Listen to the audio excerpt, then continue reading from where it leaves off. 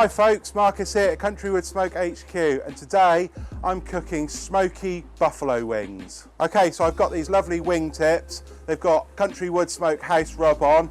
I'm going to smoke them with a chunk of hickory, and I'm going to do that on the Weber kettle with a Vortex to get the heat really ramped up to get them nice and crispy. Let's go.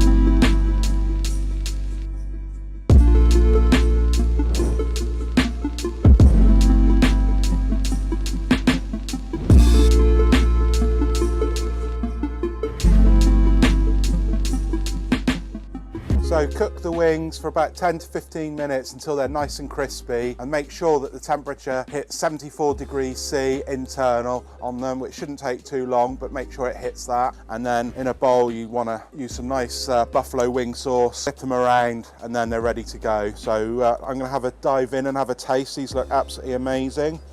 Let's have a little taster.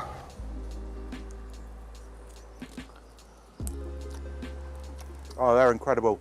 Really nice with the rub, the smoke, so they've got a bit of hickory smoke on. Nice and crispy, just charred a little bit on the edges, which is wonderful. And that buffalo hot sauce is amazing. So this is Sauce Shop buffalo hot sauce, and it's beautiful. Nice and tangy, nice bit of heat, that's lovely.